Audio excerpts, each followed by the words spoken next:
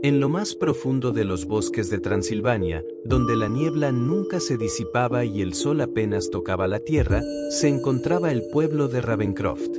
Un lugar condenado al olvido, donde las campanas de la iglesia no repicaban y las almas de sus habitantes vivían atemorizadas por la presencia de algo antiguo, algo que no pertenecía al mundo de los vivos. El miedo se había convertido en un huésped permanente en Ravencroft. Las puertas de las casas se aseguraban con cruces y ajos colgaban de las ventanas, pero en lo más profundo de la noche, esos esfuerzos parecían inútiles. Algo acechaba en la oscuridad, y cuando alguien desaparecía, solo quedaban rastros de sangre y el eco de un grito ahogado. Los aldeanos no hablaban del mal que los atormentaba, pues nombrarlo era invocarlo. Sin embargo, una noche de luna menguante, un forastero llegó al pueblo. Su carruaje negro se detuvo frente a la taberna, y cuando descendió, el aire pareció volverse más frío. Era alto y de porte elegante, vestido con ropajes oscuros y una capa de terciopelo que se deslizaba tras él como una sombra. Su piel era pálida como la cera, y sus ojos, de un rojo profundo, brillaban con un hambre insondable. Los aldeanos lo observaron en silencio, sin atreverse a hablar. Solo el tabernero, un hombre de manos ásperas y mirada recelosa, se atrevió a balbucear. «Señor, no es prudente viajar a estas tierras cuando cae la noche». El forastero sonrió, mostrando apenas un atisbo de colmillos afilados. «No tengo nada que temer», respondió con voz suave pero penetrante. «El verdadero peligro no está en los bosques, sino aquí, entre los vivos». Los aldeanos se persignaron. Sabían que la llegada de aquel hombre no era una casualidad.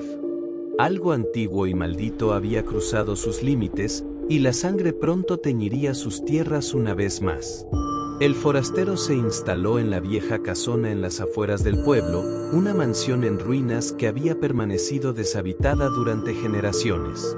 Los aldeanos la evitaban, pues se decía que era el hogar de un antiguo mal.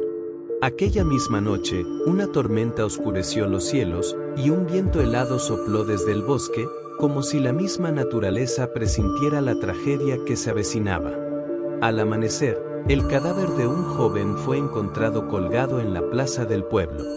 Su piel estaba pálida como el mármol, su cuerpo seco como si toda la sangre hubiera sido drenada. Sobre su pecho, marcado con cuchillo, un símbolo desconocido, un círculo con una cruz invertida en su interior. El miedo se propagó como la peste. Nadie quería decirlo en voz alta, pero todos sabían lo que significaba. El forastero. El hombre de mirada roja. El demonio que había llegado con la tormenta. Esa misma noche, los aldeanos se reunieron en la iglesia.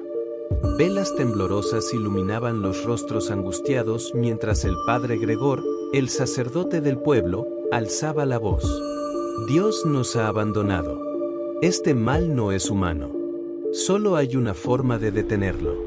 Las miradas se cruzaron, llenas de duda y horror. Pero todos sabían lo que debía hacerse. Debían matar al forastero. Los hombres tomaron antorchas, cuchillos y estacas de madera. Marcharon en silencio hasta la mansión abandonada. La luna llena brillaba sobre ellos, iluminando la casa con una pálida luz espectral. Pero cuando cruzaron sus puertas, el aire cambió. Un hedor fétido se apoderó del lugar, como si la carne podrida y la sangre seca hubieran impregnado las paredes. Los candelabros estaban cubiertos de telarañas, y los retratos antiguos de desconocidos parecían observarlos con ojos hundidos y vacíos. El sacerdote avanzó primero, sosteniendo un crucifijo con ambas manos. «Por la sangre de Cristo, te ordeno que te muestres, criatura infernal». El silencio respondió. Luego, una risa profunda y gutural. Las sombras cobraron vida. De cada rincón de la habitación surgieron figuras retorcidas, antiguas, de rostros deformes y ojos hambrientos. Eran cadáveres animados por una voluntad oscura, serviles al amo de la casa. Los aldeanos gritaron, pero era demasiado tarde. El forastero apareció en lo alto de las escaleras, observando la escena con diversión. Su figura era más alta, más imponente. Sus ojos eran dos brasas infernales, y su boca se curvó en una sonrisa cruel que dejó al descubierto colmillos imposibles. «Han venido a matarme», dijo con voz seductora y aterradora. «Pero no pueden matar lo que nunca ha estado vivo». En un parpadeo, desapareció. Y antes de que pudieran reaccionar, estaba entre ellos. Uno a uno, los aldeanos cayeron. La sangre salpicó las paredes. Los gritos de agonía se mezclaron con la risa demoníaca del vampiro.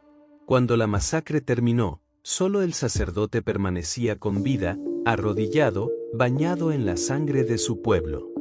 Lloraba y rezaba, con la mirada perdida en el vacío. El vampiro se inclinó sobre él y susurró: «Tu Dios no está aquí». Y entonces, mordió. La iglesia quedó en silencio aquella noche. El pueblo de Ravencroft nunca volvió a ver la luz del día. Solo quedaron las sombras. Y el amo de la noche.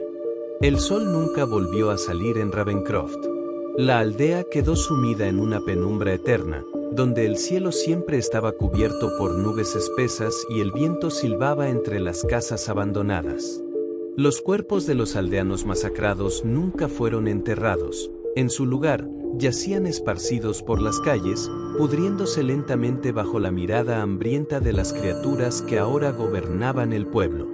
El forastero, el amo de la noche, se había convertido en su soberano. Desde su trono en la mansión maldita, observaba el desolado paisaje con una sonrisa satisfecha. Ravencroft ya no pertenecía a los humanos. Ahora era un dominio de sombras, un reino de horror donde la muerte no significaba descanso, sino esclavitud eterna. Pero no todos habían perecido aquella noche. A la orilla del bosque, en el sótano de una vieja cabaña, dos niños permanecían ocultos.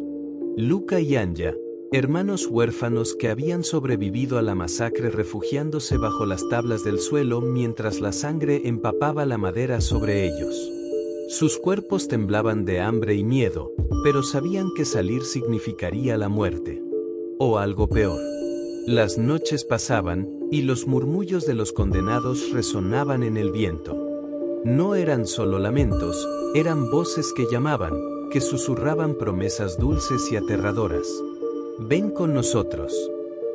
Deja de sufrir. Únete al amo». Luca, el mayor, tapaba los oídos de su hermana cada vez que las voces se volvían demasiado insistentes. Pero él también estaba al borde de la locura. Una noche, cuando el hambre ya era insoportable, Luca decidió salir. Solo por un momento, solo para encontrar algo que los mantuviera con vida un poco más. La luna brillaba con un resplandor enfermizo cuando emergió de su escondite. El pueblo estaba en ruinas. Las casas, ennegrecidas y devoradas por la putrefacción. La iglesia, donde el sacerdote había caído, ahora era solo una cáscara vacía de lo que alguna vez fue un santuario. Y entonces lo vio. De pie en el campanario derruido, con su capa ondeando como alas de murciélago, el amo de la noche lo observaba. Sonreía. Luca sintió el aire abandonando sus pulmones. Su cuerpo se paralizó por el miedo, pero su mente gritaba: «¡Corre! ¡Corre!». Pero antes de que pudiera moverse, el vampiro descendió. No caminó, ni corrió. Se deslizó como una sombra viva, apareciendo frente a Luca en un abrir y cerrar de ojos. «Has sido valiente», dijo con voz de seda. «Más que los demás». Luca tembló, incapaz de responder. El vampiro inclinó la cabeza, como si estudiara su rostro. Luego, lentamente, alzó una mano pálida y la colocó sobre su cabeza. «El hambre te consume. No tienes por qué sufrir». Luca sintió algo frío recorrer su cuerpo. Un vacío oscuro lo envolvió, una sensación más poderosa que cualquier miedo que hubiera conocido. Detrás de él, Anya gritó: «No lo toques». La niña había salido de su escondite. Sus ojos estaban llenos de lágrimas, pero su pequeña mano aferraba a algo con fuerza. Un crucifijo. No era más que un amuleto viejo que su madre les había dejado antes de morir, pero en su inocencia, lo sostuvo con una fe inquebrantable. El vampiro retrocedió ligeramente, con la sonrisa desvaneciéndose de su rostro. Interesante, susurró. Luca aprovechó el momento para tomar la mano de Anya y correr. El amo de la noche no los persiguió. Solo los observó desaparecer en la oscuridad.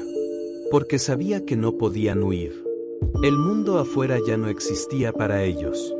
Ravencroft era un cementerio de sombras, y los niños no eran más que las últimas velas a punto de apagarse. La maldición estaba sellada.